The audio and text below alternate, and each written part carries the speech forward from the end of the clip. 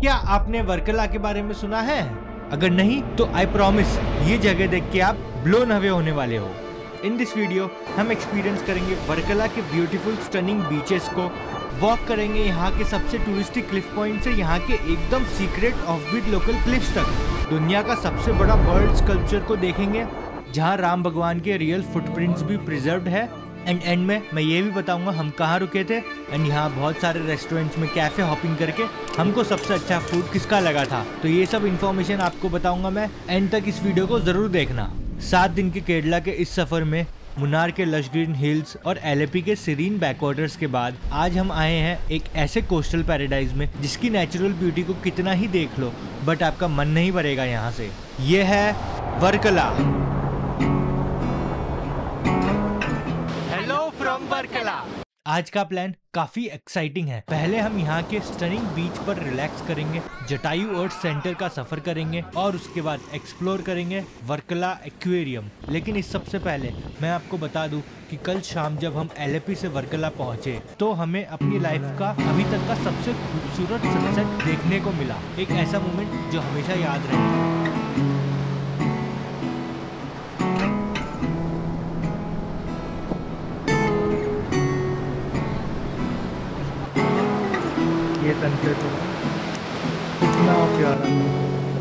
Next morning सुबह सुबह हम चल गए वर्कला के मोस्ट पॉपुलर बीच पर जो हमारे होम स्टे के बिल्कुल सामने था। अब जाने से पहले आप वंडर कर रहे होंगे कि इन क्लिफ से बीच पर कैसे जाते हैं नीचे।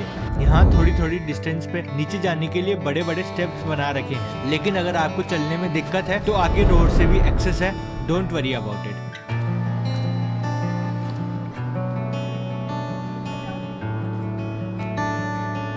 जब मैंने पहली बार ये बीच देखा तो मुझे एक अलग ही फ्रेशनेस फील हुई। क्लिफ के नीचे बैठे हुए समुंदर की लहरों का शोर और हवा का हल्का सा टच, इट फेल्ट सररियल। मैंने कभी सोचा नहीं था कि एक जगह इतनी कामिंग हो सकती है।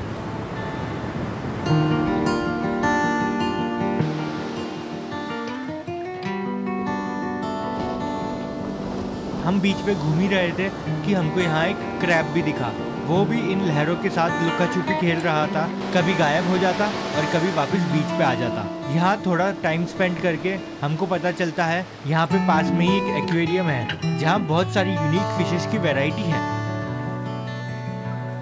बट रुको, वहाँ जाने से पहले मैं लेके चलता हूँ आपको वर्कला से 30 किलोमीटर दूर दुनिया का सबसे बड़ा बर्ड स्कल्पचर को देखने। बचपन में मेरी फेवरेट मूवी हुआ करती थी रामायण, एंड उसमें एक सीन मेरे को अच्छे से याद है। जब रावण सीता जी का अपहरण करके लेके जा रहा होता है तब जटायु जी ने उनको बचाने की बहुत कोशिश करी थी, बट रावण ने जटायु जी का एक पंख काट दिया और वो यहाँ इस पहाड़ी पर गिर जाते हैं। हम भी आज वहीं जा रहे हैं जिस प्लेस पे जटायु जी गिरे थे, एंड इस प्लेस का नाम है जटायु अर्थ सेंटर। स्कल्पचर का डिजाइन जटायु जी की उस दुख भरी कहानी को रिफ्लेक्ट करता है और इसलिए इस विशाल से स्कल्पचर में इनका एक पंख अभी भी मिसिंग दिखाया है। और यह जगह एक ट्रिब्यूट है वुमेन सेफ्टी और उनके ऑनर के लिए।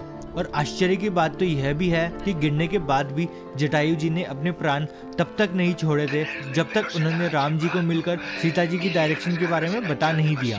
दोस्तों, ये स्कल्पचर 200 फीट लॉन्ग है, 150 फीट वाइड है एंड 70 फीट हाइट में बड़ा है, इसलिए असली में सामने से ये स्कल्पचर बहुत ही मैसिव दिखता है। स्कल्पचर की जो डिटेल्स है एंड कितनी इंट्रिकेटली इस स्कल्पचर को बनाया है वो आपको यहाँ आके ही पता लगेगा।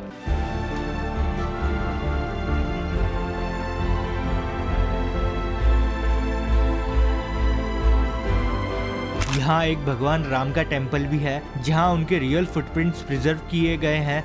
जब मैंने वो फुटप्रिंट्स देखे ना तो एकदम गूज़बम्स आ गए। बचपन में रामायण की कहानी सुनी थी और अब यहाँ खुद देखकर लगा कि मैं उसी टाइम में पहुँच गया हूँ। अब जटायु जी की इमोशनल जर्नी के बाद हम चले जाते हैं वर्कला एक्वेरियम। ये एक छोटी सी जगह है ब्लैक सैंड बीच के पास। ऑनेस्टली इसको थोड़ा और इम्प्रूव करने की जरूरत है, बट जो यूनिक फिशेस यहाँ देखी वो काफी इंटरेस्टिंग थी।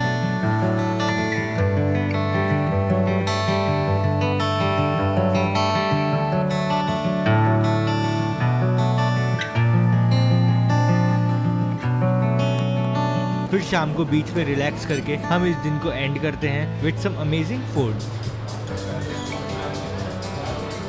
तो रात हो चुकी है। अभी हम कोई तो कैफ़े में है, उसका नाम मैं बता दूंगा। हमने पास्ता ऑर्डर किया है, एज ऑलवेज कृतिका's फेवरेट है। How is it?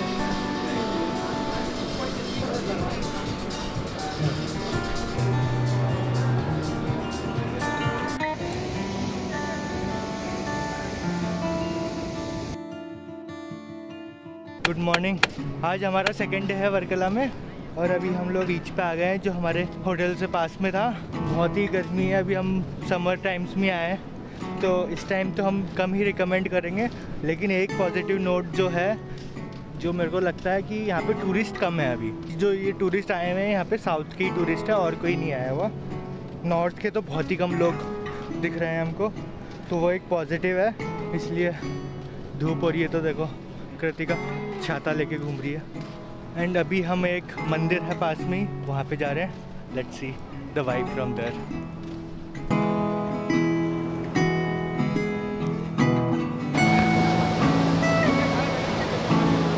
हमको बस 15 मिनट ही हुए होंगे बीच पे। 15 मिनट। आप पसीने देखिए कितने आ गए मेरे। इसलिए हम यही रिकमेंड करेंगे कि आप विंटर्स में ही आए। ये है वर्कला की नॉर्थ क्लिफ। ये यहाँ से जो आपको ऊपर से व्यूज दिखते हैं इस नॉर्थ क्लिफ से दिखते हैं। नॉर्थ साइड मेनली यहाँ पे सारी कैफ़ेज़ है और सारी शॉपिंग की लोकेशंस है। सारे टूरिस्ट आपको इस साइड ही दिखेंगे और पीछे जाओगे तो साउथ साइड आ जाता है, वहाँ पे थोड़ा कम भीड़ मिलेगी। लेकिन यहाँ का बीच बहुत अच्छा है। अब यहाँ पे देखो धीरे धीरे वेव्स कितनी ज़्यादा है, आपको आवाज़ आ रही होगी। अरे आ गया मेरे पास, नीचे तक पानी आ गया। क्यों वर्कला में सर्फिंग करने आते हैं लोग, आपको वो पता चलेगा, देखिए।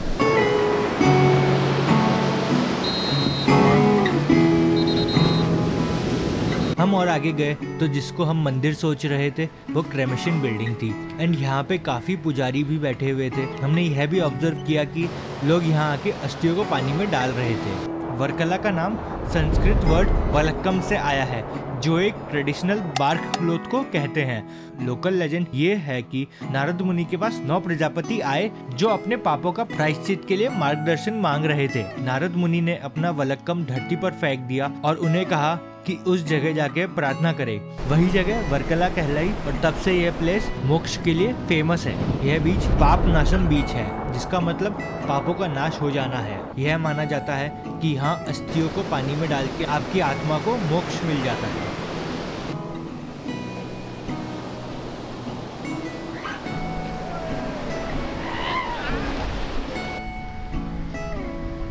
मैं थोड़ा आगे और बीचेस को एक्सप्लोर ऐसे वॉक करते हुए ही क्लिफ पे आगे तक जाऊंगा। देखते हैं कहाँ तक जा सकते हैं। थोड़ी हाइक या ट्रैकिंग भी हो जाएगी मेरी।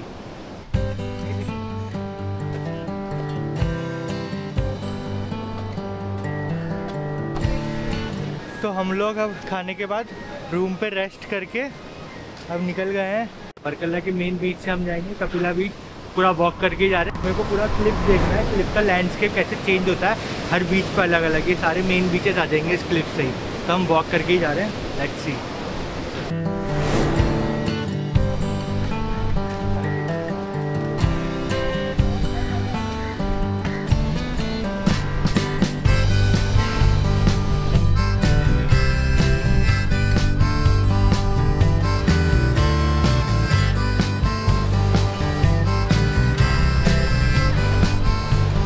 बहुत ही औसम वेदर हो चुका है अब, एकदम मस्त ठंडी हवा। अभी दोपहर के 3:15 बज रहे हैं। जब हम सुबह 10-11 बजे घूम रहे थे तब इतने पसीने आ गए थे हमको, इतने पसीने, ह्यूमिडिटी की वजह से बहुत गर्मी थी। लेकिन अब अच्छा वेदर हो चुका है, बहुत मज़ा आ रहा है हमको पूरे क्लिफ पे वॉक करने में।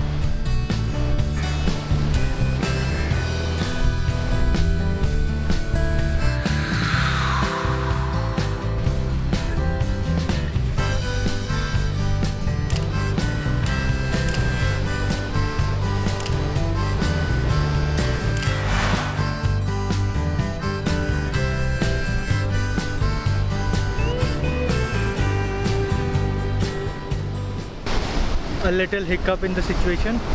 थोड़ा पानी क्रॉस करना पड़ेगा।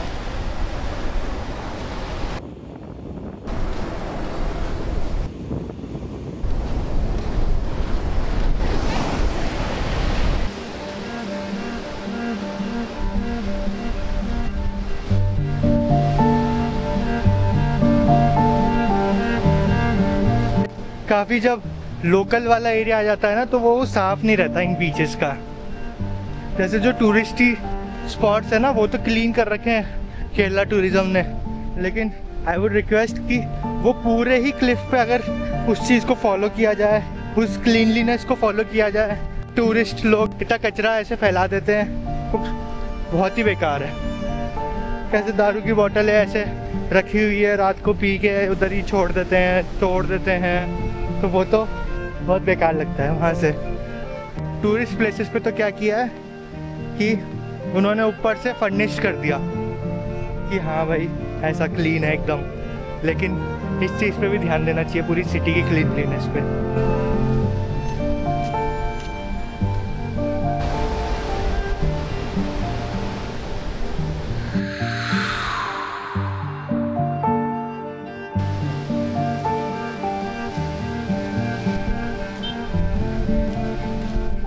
अभी एक जगह से हम आ रहे थे, वहाँ पे पॉटी की बदबू आ रही थी। मैं कृतिका को बोल रहा था कि जो सुबह सुबह आके वहाँ पॉटी करता होगा उसको क्या शानदार भी आता होगा। भाई साहब कितना लकी है वो। When we wake, hear the birds and see the sun. Side by side our fears are done. Oh, the good times just begun.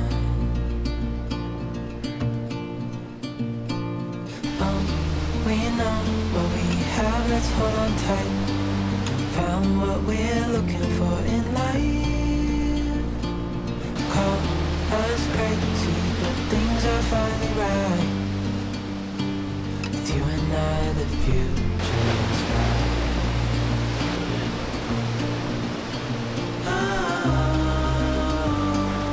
You and I, we Rajasthan. got it. We don't need no more. Even in the hard times, you and I can weather any storm. हमने काफ़ी beaches को explore कर लिया था hike के बाद, and अब आगे जाके हमको आगे बीच पे जाने का रास्ता नहीं दिख रहा था, फिर हमने एक दूसरा टर्न लिया। अब ये थोड़ा सा रोड का सेक्शन आ गया है, अब बस हम कपिल बीच पहुंचने ही वाले हैं। हम कोई गलत लोकेशन पे आ गए थे तो फिर हम डायरेक्ट बीच के उस तरफ नहीं पहुंचे, लेकिन दूसरे साइड पहुंच गए थे।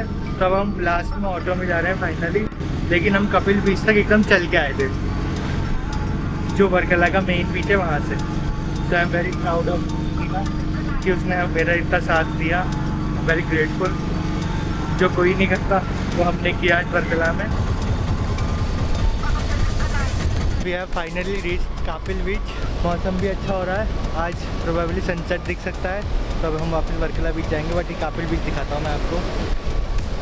ये बैक वाटर्स है और ये बीच है, तो ये दोनों बैक वाटर्स और बीच के बीच में पड़ता है Kapil beach. It is really nice. Back waters में लोग नहा भी रहे हैं। Okay, finally we are going in a beach in Varkala.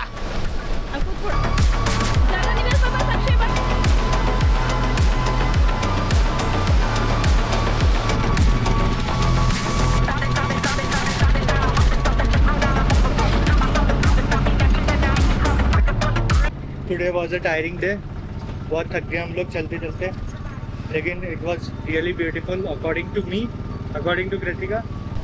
How was your experience? Not good. वो बहुत थक गई, उसको ये सब पसंद नहीं है, हाइक ट्रैकिंग वगैरह करना। तो अगर आपको पसंद है हाइक और ट्रैकिंग तो please definitely do this, it will be worth it and the views will be worth it.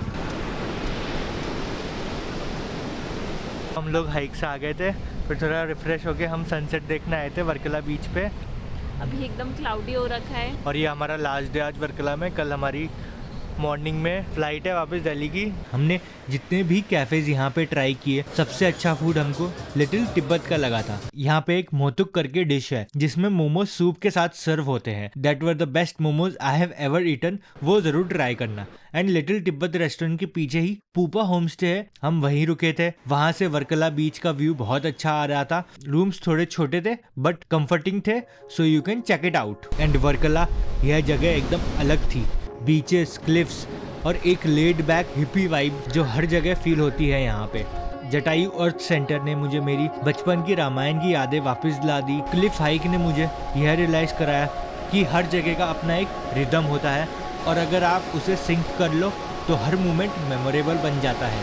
यह सफ़र ख़त्म हो गया है लेकिन जो मेमोरीज और लर्निंग्स लेके जा रहा हूँ वो हमेशा मेरे साथ रहेगी। मुझे लगता है हम सबको कभी कभी अपनी रूटीन लाइफ से ब्रेक लेकर ऐसे ही सफ़र पे निकल जाना चाहिए जहाँ सिर्फ हम हो, हमारे फैमिली और फ्रेंड्स और दुनिया की खूबसूरती। सो अगर आपने अभी तक केरला नहीं देखा है तो बस एक बार अपने बैग को पैक करो और निकल पड़ो, क्योंकि life is a journey not a destination. So this is the end of Varkala vlog और केरला सीरीज़ भी हमारी यहीं पे ख़त्म होती है अब। आई होप आपको अच्छी लगी हो और कुछ इंसाइट्स मिले हो हमारे ट्रैवल से। Like and subscribe the channel.